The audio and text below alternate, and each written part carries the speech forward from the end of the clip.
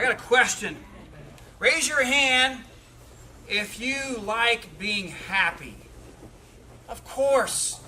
Everybody likes to be happy. Everybody wants to be happy. You know, I studied philosophy, and the philosopher Aristotle said that everything you do, in some way, is because you think it's going to make you happy, whether it will or not. That's a different story, but that's why you do it. Everybody wants to be happy. Raise your hand if you think you can be happy and hate yourself at the same time. Can you hate yourself and be happy? No. The answer is no. If you hate yourself, if you despise your own existence, you're miserable.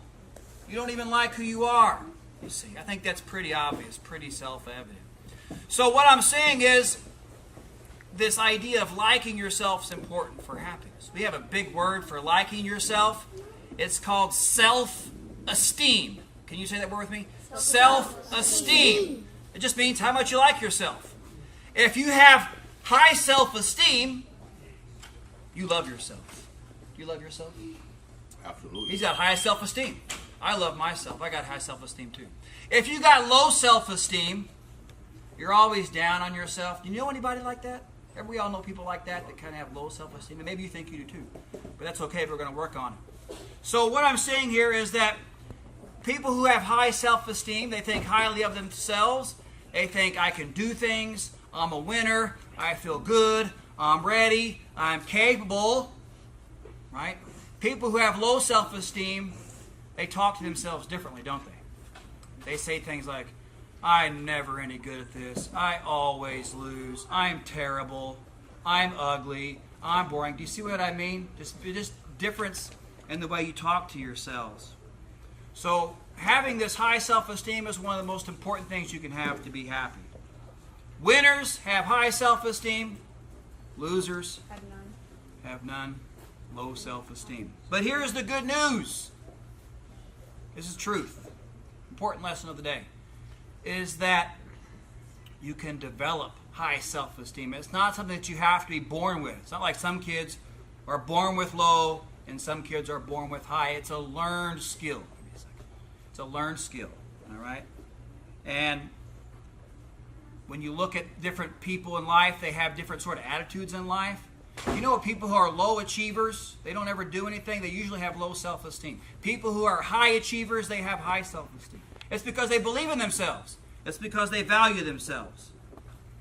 And a lot of that comes from their positive self-talk. So be careful how you talk to yourself. There's a book called What to Say When You Talk to Yourself. It's a great book. I recommend your parents read it. It's kind of an older book, but still it's a good one. But I'm going to give you some examples of people who have low self-esteem. Number one, typically bullies. People who pick on others, push them, kick them, punch them.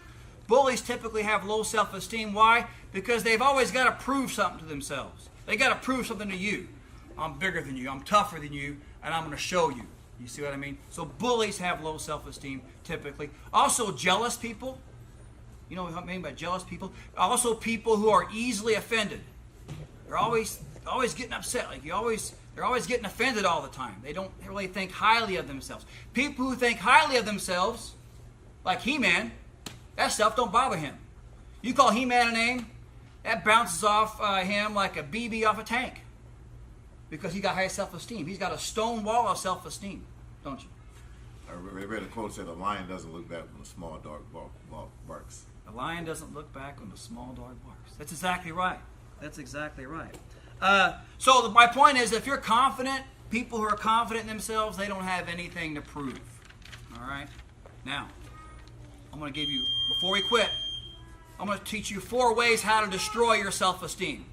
If you feel pretty good about yourself, if you like yourself, don't do these things. All right? If you want to build your self-esteem up, don't do these things. Number 1, thinking about your past failures all the time. You know, when you dwell on your past failures, how many people in here have had failures in your life? I've had a bunch of them, He-Man. Yeah, we all have. You fail every day. If you come to jiu-jitsu, you fail every day. Daily. All the time.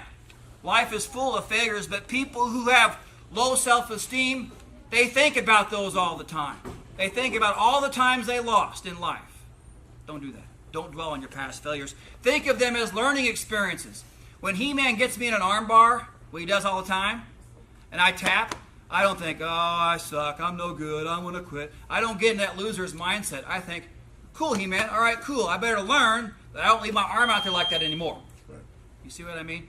Treat your past failures as learning experiences, not like, you're terrible. That's rude. All right. Second thing you can do to destroy your self-esteem is forget all the good things you did. You forget all your past successes. Don't do that. I recommend everybody make their own confidence list. Make a list of anytime you do something that's a big success in your life, add it to the list. So when you get to be old like me, or older like him, you have a big long list. A lifetime full of successes. You think about those all the time. All right? Or even older like that. Third way to destroy your self-esteem is be a quitter. Quitters never get good at anything. They can't, right? I got a sign here. Possible. Right there. A quitter never wins, and a winner never quits. If you quit when stuff gets hard, you'll never graduate, you'll never be good at anything, and you'll have low self-esteem. Don't be a quitter. And number 4, don't get into all that negative self-talk. I'm terrible, I'm no good. Don't say that. Ever. Don't Talk say positive yourself. One phrase I use all the time, and I'll teach it to you, is say this to yourself. I can do it. I can do it. I can do it. If you just start saying that to yourself like 10 times and you're a little bit scared, a little bit nervous, you'll start to feel pretty good about yourself. They do this all the time for athletes.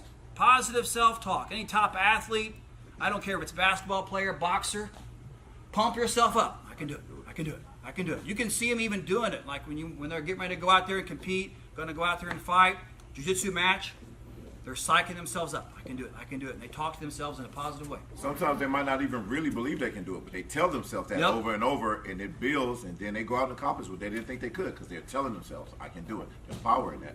100% truth. If you fake it on the outside, you'll feel it on the inside. My favorite example of that, anybody ever used to watch, you guys are too young to remember Evander Holyfield. Yes. He would just walk out there, he just exuded confidence. And he was not the strongest or anything. No, he but was just, so if I start to feel like a little bit down, I'll start acting like Evander Holyfield. yeah. And I start to feel like Evander Holyfield. Out of any boxer who ever lived, he's probably the most indomitable with his spirit and will. Love it. Yeah. So do that. Do that positive self-talk too. All right.